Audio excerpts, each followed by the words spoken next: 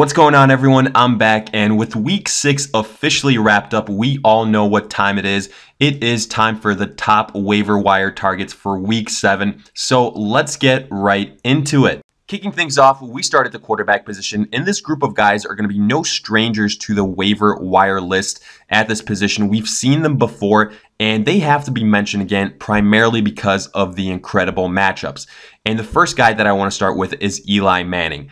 And look, Manning is right now probably one of the most hated people in New York. People want him to go ahead and retire, to get cut, to get benched, to get traded. But he is going up against the Atlanta Falcons defense, and they have absolutely gotten torched by pretty much every single quarterback they have faced. And I think that's going to be a similar situation this week. I realize versus the Eagles, Manning only had 281 yards passing and 1 interception without any touchdowns. But versus the Falcons defense, I think that entire New York Giants offense is potentially good for a breakout game. Obviously, Saquon Barkley has been a stud throughout this entire season, but for all those frustrated Odell Beckham owners, I think this is another breakout game for Odell. And for every single, honestly, member of the New York Giants offense, I would go ahead and be pretty confident in having them as at least flex plays this week. But it all starts with Eli Manning. And for this week, to me, he's a quarterback one. I am calmly and assuredly picking him up and playing him versus the Falcons in week 7. Next up, I want to go ahead and talk Baker Mayfield, because if you were a person that went ahead, snatched him up, and we're hoping for a good performance versus the Chargers, well, you didn't really exactly get that. Instead, 238 yards passing, 1 touchdown, and 2 interceptions. So maybe now as a Baker Mayfield owner, you want to go ahead, cut ties, and just go back to one of your other quarterback options. But look, this is a public service announcement. If you went ahead and invested a pick in Baker last week, or if he's still available, keep him for this week. He is going up against the Tampa Bay defense. The last 2 weeks that we've seen them play, they have gotten destroyed defensively. First it was Mitchell Trubisky, then it was Matt Ryan. I think Baker Mayfield can have his best game of the year versus that Tampa Bay defense. The last quarterback on this list is Andy Dalton, and I realize the chances of him being available on waivers is probably pretty slight. But if he somehow is in your leagues, do yourself a favor, pick him up, because his next 2 matchups, this week he plays the Kansas City Chiefs, and then week 8 versus the Tampa Bay Buccaneers. That is an amazing matchup. Everything I said about Baker Mayfield, go ahead, double, triple maybe even the expectations with Andy Dalton in that Cincinnati offense. This last week versus the Steelers, he had 229 yards passing, 2 touchdowns, pretty okay numbers, but these last 2 weeks, he hasn't exactly done incredibly well. So maybe someone got ahead, got a little bit frustrated, dropped him, pick him up if available. He is an incredible option not only this week, but also in week 8. Getting to our wide receivers now, I want to kick it off with the guy that I'm most excited about, and that is Jermaine Kearse of the Jets. He had 9 receptions for 94 yards this last week versus the Colts in what was an offensive display by the New York Jets. And I realize that's not going to be every single game for the Jets. They're not going to go up against the Indianapolis Colts every single week. And in fact, they go up against the Minnesota Vikings in week 7. Definitely a much tougher defensive opponent. But the fact of the matter is, Quincy Enunwa went ahead, got injured in that game. Terrell Pryor also got a little bit dinged up. Jermaine Kearse is going to go ahead, slide in that Quincy Enunwa role, and he becomes a target monster. In PPR, I would go ahead and take a chance on Jermaine Kearse, a nice flex option for week 7. Next up, we have Christian Kirk. And the rookie has quietly been putting together some solid performances for the Cardinals these last few weeks. Versus the Minnesota Vikings, 6 receptions for 77 yards. And it's pretty easy to see that Kirk is Josh Rosen's favorite target offensively.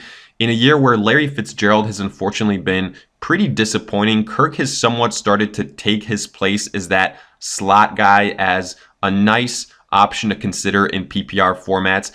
Probably nothing more than a flex play this week, and a guy that you can go ahead and target if you've got the bye week blues. He's going up against the Denver Broncos, And look, the Broncos, they do have some big players, some big names on that defense, but to me, their strength lies more so in their front seven than it once did in the back end of that defense. So I wouldn't be too worried about the matchups there. I'd go ahead and take a chance on Kirk. The last wide receiver on this list is Chris Godwin.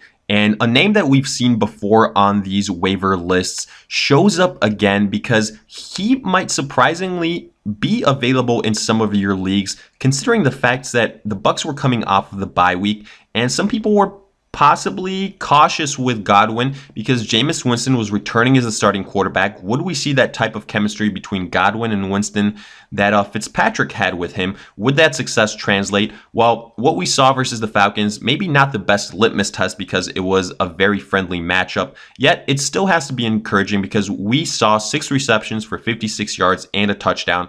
This week, Godwin gets the Browns defense that got absolutely shredded by Phillip Rivers and those wide receivers. So again, a nice positive matchup, not as good as the one versus the Atlanta Falcons, but Godwin's a guy that I would go ahead and invest a pickup in this week and possibly the best wide receiver on this list moving forward long term. Transitioning to our running backs, I want to start off with the group of guys that I would prioritize personally, and leading the bunch is Latavius Murray, who had a great game. 24 carries, 155 yards, and 1 touchdown. Now, you might be asking yourself, well, what are the chances Murray is even available? Because he was likely rostered up until this week. Now, the fact of the matter here is it wasn't until last minute that Dalvin Cook kind of got declared as being unavailable for that game versus the Cardinals. So maybe some Dalvin Cook owners, maybe some Latavius Murray owners threw caution to the wind and dropped Latavius Murray so they can go ahead and pick up another player. And if that was the case, go ahead, pick him up, because this is unfortunately turned into the Leonard Fournette, TJ Yeldon situation. Not that it already wasn't before that. And the status of Dalvin Cook hasn't looked encouraging. So for that reason, I would go ahead, especially if you are a Dalvin Cook owner for some reason, and release Latavius Murray. Go ahead, pick him up. If you're not a Dalvin Cook owner, even better, pick him up and then potentially use him as trade bait to the Dalvin Cook owner. All great options. Next, we have Ito Smith of the Atlanta Falcons. And Smith wasn't really a guy that a lot of people were considering, but with all the issues Devonta Freeman has had, and now the news that he has been placed on IR, Smith becomes a viable option at the running back position. He had 11 carries for 22 yards and a touchdown. Now, don't get me wrong, Tavon Coleman is now the next guy up and a running back number 1 by all accounts, but Smith slides in now essentially to the Tavon Coleman role. And we know how valuable of a role that can be, and especially versus the New York Giants this week, Smith, not a bad option for some running back hungry teams. Go ahead, try and pick him up. Continuing on, we have Duke Johnson next of the Browns, and we finally saw some of that flashiness as a receiver that we've seen before from Johnson successfully. He had 2 carries for 36 yards, but on top of that, 4 receptions for 73 yards, albeit in a loss. But now he gets the Tampa Bay defense, and this has been something we've been harping on all year. If you're going up against the Tampa Bay defense, against the Atlanta defense, against the Kansas City Chiefs defense, against the Indianapolis defense, et cetera, these are matchups you want to exploit, and this is no exception. Duke Johnson in PPR leagues as a flex appeal pass-catching running back is a great option in Week 7. Next up, we have Frank Gore, and I don't know what year it is. Maybe it's back to 2008. Maybe time travel is possible. Maybe anything's possible, because Frank Gore is a name to know again in fantasy football circles. He had 15 carries and 101 yards versus that Bears defense, a defense that up until now had been exceptional. Now, the fact of the matter is Gore has been gaining traction throughout the year with the disappointing play of Kenyon Drake. Now, if you were a Kenyon Drake owner, I would definitely encourage you to go ahead and buy some stock in Frank Gore.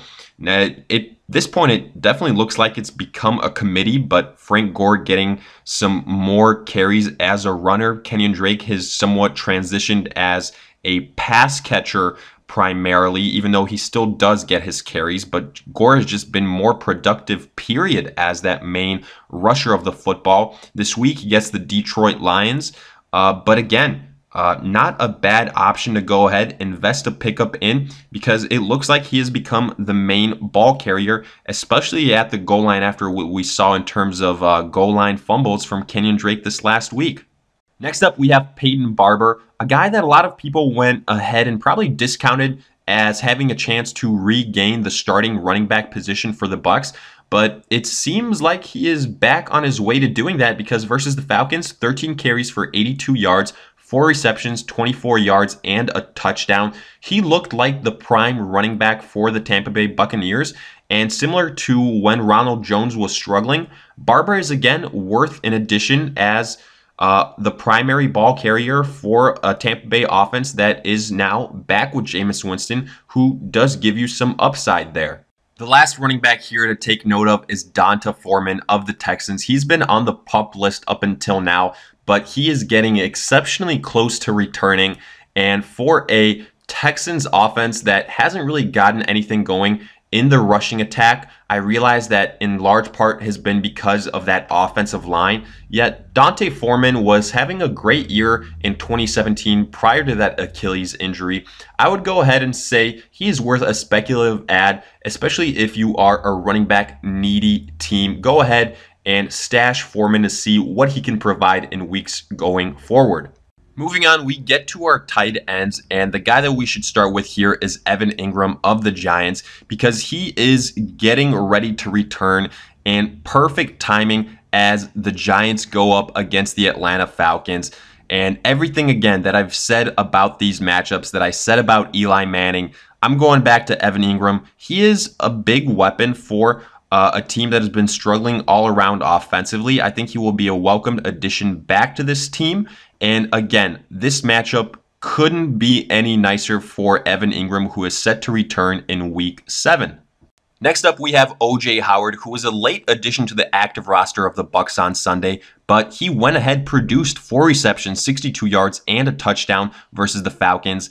Now, apparently, injuries don't apply to O.J. Howard, because a prediction of 2 to 4 weeks being out, Howard came back in relatively quick fashion and had success. Now, unless he was added off of waivers in the last couple of hours or minutes, whatever it was, prior to the Bucs game starting, he'll likely be available to go ahead and add. So if that is the case, go ahead, invest a pick in him, especially with Winston returning. The last tight end on this list is Chris Herndon, who had 2 receptions for 56 yards and a touchdown. And usually I would say this is point chasing from a week before, but with the situation of those hurt wide receivers for the New York Jets offensively, Anunwa, Terrell Pryor, they could use all the help they could get at the pass catching area in general, and Herndon definitely would go ahead and fill that void nicely. Finally, getting to our defenses, we kick it off with the Indianapolis Colts. And usually I wouldn't buy stock in the Colts, but guess who they're playing this week? The Buffalo Bills. That's right. And guess what on top of this? Josh Allen potentially hurt. So what does that mean? Well, it means the potential return of Nathan Peterman, who has been absolutely awful versus whatever defense you put him up against. Now, I realize the Colts defense has a lot of question marks, but if you need someone and are desperate, I'd go ahead, roll the dice on the Colts, because with the Bills and with Peterman, that is a recipe that could result in a lot of success for the Colts. Next up, we've got the Houston Texans, who are going up against the Jacksonville Jaguars, who apparently have forgotten how to play football, not only offensively, but now defensively too.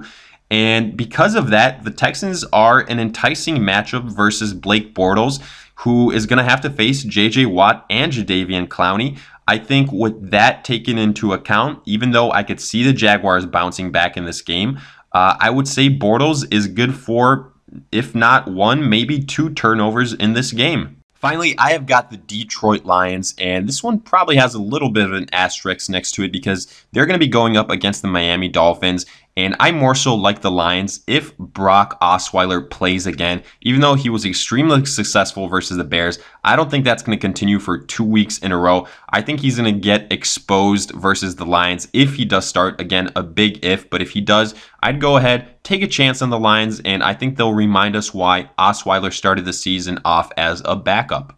So with that, we finish up our look at the top weekly waiver wire targets. And let me know what you guys thought. Did you agree, disagree with the names on this list? Maybe you're wondering why a guy like Albert Wilson or Tyrell Williams isn't on the list after their huge performances. Well, I've got the answer for you. And any other questions you guys might have, let me hear it in the comments section. And as always, if you enjoyed, make sure to like, subscribe, and I'll see you guys in future videos.